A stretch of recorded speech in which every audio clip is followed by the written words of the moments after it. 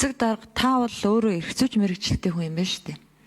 Тэгэхээр өмнөх ажиллаж исэн хүн чинь архиваа аваад одоо алга болцсон дээр ингээд гуугаа сууж байгаа ёсгүй шүү дээ. Арай гуугаа суугаагүй үсттэй. Наадхаа та ажил хэрэг болохгүй л наадах чинь төрийн байх ёстой архив наач гэмт хэрэг тийм үү?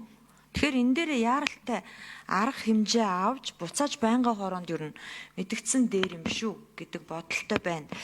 За өргөдөл гомдол шийдвэрлэлт нь үнэхээр мундаг одоо их олон хувьтай тоо баримт сайхан тавьсан байна л да. Энд чинь зүгээр л зогцноо тавиад байгаа юм шүү те. Одоо жишээ нь засгийн газарт ерөнхий сайдад ирсэн энэ гомдлыг ингээ харахаар за яг эдийн засгийн дэмжлэг хүснэг бол би тооцохгүй. Энэ дээр бол одоо хариу арга авчиж баргалж чадахгүй те. Томилгоотой холбоотой санал хөрвүүлэх тухай, хамтран ажиллах тухай, за бүр биечлэн уулзах хүсэлтэй шүү дээ. Эдрийг яаж шийдвэрлсэн? Томилгоотой холбоотой бүр их анхаарал татж байгаа байхгүй юу? Бид нар сая орон нутагт ажиллаад ирсэн. Энэ томилгоо, төрийн албаны хүн суртал, иргэдийг үл тоодог энэ талаар ерөөсөө хүн болгон гомдол тавьж байгаа. Тэгэхээр энэ шийдвэрлэлт өндөр байгаад байгаа байхгүй юу? Тэгэхээр энэ дээр яг яаж шийдвэрлсэн? Би зүгээр цогцныг бол тооцмоор байна. Бид нар ч гэсэн өдөр болгон санал хүсэлт гомдол өргөдөл ирдэг, зогтдог. Гэхдээ араас нь заавал асуудаг байхгүй юу? За наа чи яасан? Тэр хүнд эргэж мэдээлдэг. Энэ дээр тэгвэл ийм өндөр тоо тавьсан юм чинь тэгж шийдээд, тэгж мэдээлсэн гэдэг юм нь юу байна вэ? Би тэрийг их сонирхож байна. Ялангуяа биечлэн уулзах хүсэлт томилгоотой холбоотой. За энэ дээр бас нэг асуулт байна. Энэ ингээ өргөдөл гомдлын тоо буураад байгаа их сонин үзүүлэлт байна шүү дээ. Нэг бол энэ үнэхээр иргэдийнхээ асуудлыг сайхан шийдэд байхаар буурч байгаа юм. Асуудалгүй болж байгаа байхгүй юу? Нөгөөх нь хүнд сурталтай эргэж хариу өгдөггүй асуудлын шийдвэрлэдэггүй болохоор болж байгаа юм. Хатанд хашгираад яах вэ гэж болж байгаа байхгүй юу? Тэгээ за энэ хоёрын ялгаа гаргаж өгөөч. Энд их сонин тоо харагдаж байна. Архангай аймагт өргөдөл гомдлын тоо огцон буурсан. Өмнөгов аймагт огцон ус, Төв аймаг бүр одоо сүүлийн 3 жилээр сая өөрөө чинь танилцуулсан те Төв аймаг бүр огцон өссөн байхгүй. Энэ яг юун дээр өсч юу? Энэ дээр та нар анхаарлаа тавьсан уу? За бас нэг хэлсэн үгчийг сонирхол татлаа. Төрийн албаны залгамж чанар алдагдсан талаар судалгаа хийж 2025 оны 7 дугаар сард засгийн газар танилцуулсан гэж байна те. Би зөв тэмдэглэж авсан уу? Буруу тэмдэглэж авсан уу? За энэ дээр тайлбар хэлээд өгөөч. Хэрвээ ийм судалгаа байгаа бол энэ судалгаа одоо юу гэж аммаар байна. За ажлын хэсгийн хэн хариулах? 9-р микрофон. За мөнхөд цэглэн шүний асуултанд хариулъя. Засгийн газрын хэрэглэх газрын ахлах шинжээс давнаар байна.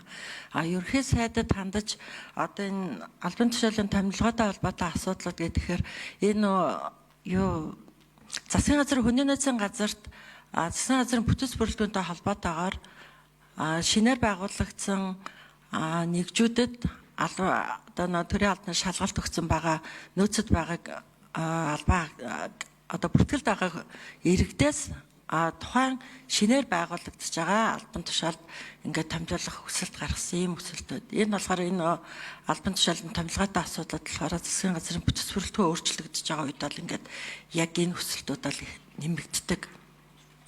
Аман энэ дээр болохоор юунд бас төрийн албаа хаагч одоо шинээр томилогдож байгаа албаа хаагч зэрэг дэвийн тэ улс төрийн нөхцөл улс төрийн албаа хаагчаас төрийн жинхэнэ албан шилжигч юм уу гэдэг иймэрхүү асуудлууд бол өндөр үзүүлэлттэй гардаг. Хоёрдугаар асуудал нь болохоор ерөнхий сайд болон засгийн газрын гишүүдтэй бичлэн уулзах хүсэлт гаргадаг. Энэ нь болохоор өргөдөл гомдлыг яг иргэний өөрийн одоо ингээд тавьж байгаа өргөдөл гомдлын одоо хүсэлтний яг ингээд тавьсан асуудалтайгаа асуудлаар одоо ингээд шийдвэрлэгдэхгүй болохоор энэ асуудал ерөөсөө шийдвэрлэгдэхгүй байна ерөнхий сайдаа. Эсвэл одоо би тэр яманд очлоо тэр сайд нь хүлээж авч уулзахгүй байна гэсэн асуудлуудыг тавьдаг. Уг асуудал дээр бол ихэвчлэн ерөнхий сайдын зөвлөгөөд уулзаад явцдаг.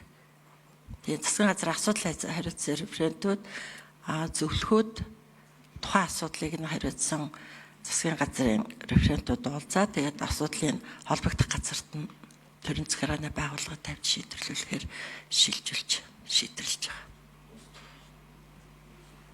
За ажлын хэсгийн 6 дугаар микрофон нэмэлт хариулт.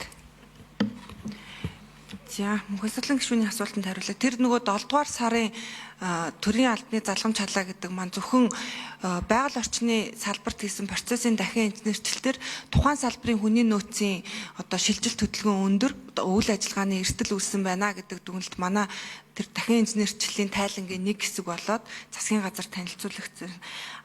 Гомдол яагаад буураад байна вэ гэдгийг бид нар бас судалж үзэх гэж оролцсон. За би энийг бүрэн дүүрэн гэж хэлж чадахгүй. Гэхдээ гомдол буурч байгаа нэг шалтгаан юу вэ гэхээр нөгөө манай байгууллага байгуулагдсанаас хойш иргэдээс төрийн байгууллага албан тушаалтанд хандж байгаа гомдол гэдэгт чинь лавлгаа чинь орохгүй штэ. Дотооддоо одоо хүний нөөцийн хүсэлт мөсөлтүүд чинь орохгүй штэ.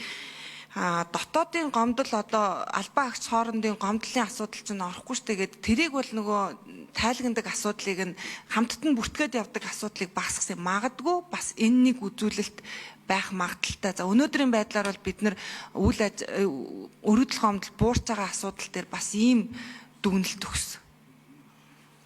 Гэхдээ энийг бид нар илүү одоо дараагийн нөгөө журмаараа илүү сайжруулахгүй бол манай одоогийн авч байгаа маягт маань ч гэсэн журамгүй.